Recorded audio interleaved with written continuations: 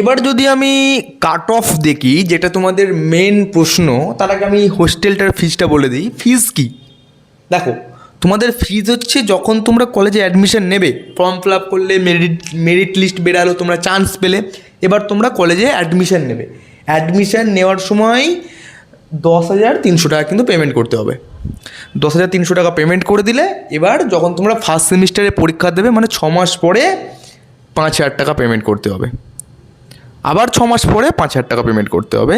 আর exam বা exam related যে সমস্ত জিনিস, তার জন্য তোমাদের 800 টাকা নেবে।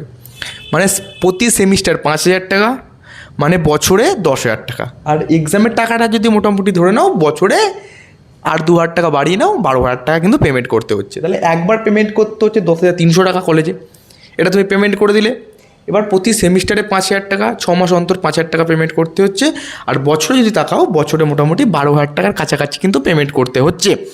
এবার হোস্টেল, তোমরা কিন্তু নর্থ বেঙ্গল ইউনিভার্সিটিতে হোস্টেল কিন্তু পেয়ে যাবে ছেলে এবং মেয়েদের জন্য। বয়েজ হোস্টেল, গার্লস হোস্টেল দুটো কিন্তু পেয়ে যাবে। আর এই যে হোস্টেল, এই হোস্টেল কিন্তু খুব সুন্দর হোস্টেল, আর কলেজের খুব কাছাকাছি কিন্তু হোস্টেল আমাদের, ঠিক আছে। এবার এই হোস্টেল, তুমি এখন তোমাদের হোস্টেলের জন্য কিছু করতে হবে না। হোস্টেল তোমরা কলেজে ভর্তি হয়ে গেলে, ভর্তি হয়ে যাওয়ার পরে তোমাদের কিন্তু একটা ফর্ম ফিল আপ করতে হবে হোস্টেলের জন্য। যারা যারা হোস্টেলে থাকতে চাও তারা ফর্ম ফিল আপ করে দিলে তোমাদের সেখানে একটা মেরিট দেখা হবে, আর কারা কত দূর থেকেছে তারা কিন্তু হোস্টেল পাবে। যারা কাছে কাছে বাড়ি তারা কিন্তু হোস্টেল পাবে না, যারা দূর থেকেছে তাদের জন্য কিন্তু হোস্টেলের সিট কিন্তু খুব সীমিত সিট, এটা কিন্তু মাথায় রাখতে হবে। আর যে ফিজের ব্যাপারটা তোমাদের ঘরে বললাম, এই ফিজের ব্যাপারটা কিন্তু তোমাদের নোটিসে কিন্তু জানাইনি। এই ফিজটা মোটামুটি আমি আগের বছরের যে ফিজ স্ট্রাকচার সেটাই কিন্তু তোমাদের করে বললাম। মোটামুটি ধরো এটাই কিন্তু থাকবে, ফিজ কিন্তু না বাড়ানোর চান্সই খুব কম। এবার কাট অফ, যেটা খুব ইম্পর্টেন্ট জিনিস, যেটা নিয়ে তোমরা আমাকে খুব জিজ্ঞাসা করছিলে যে কাট অফ কত যেতে পারে। দেখো, মোটামুটি আমি একটা অ্যানালাইসিস করলাম জিনিসটার উপরে, কেমন কি কাট অফ যেতে পারে না পারে। জেনারেলদের 90 থেকে 91% যদি নাম্বার থাকে এইচএসে, তারা কিন্তু নিশ্চিত থাকো তোমরা কিন্তু জেনারেল ক্যান্ডিডেট থেকে নাম্বার পেয়ে যাবে। এসটিদের 78 থেকে 84 এই নাম্বারটা যদি থাকে তারা কিন্তু পেয়ে যাবে।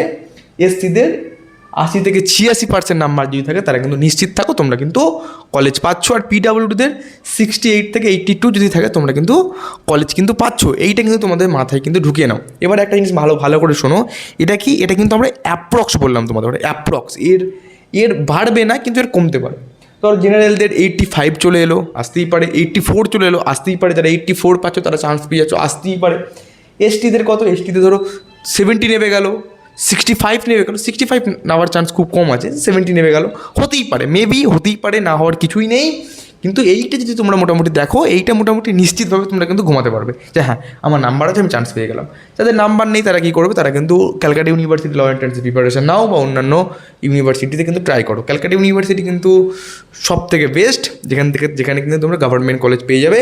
আর তো আমাদের ব্যস্ত চলছি, যারা আমাদের একটা ফ্রি ব্যাচ রয়েছে যেখানে আমরা daily current affairs GK post করি, সেই ব্যাচে কিন্তু নিচেই ডেসক্রিপশানে লিঙ্ক দেওয়া থাকবে, সেখান থেকে কিন্তু জয়েন হয়ে যাও।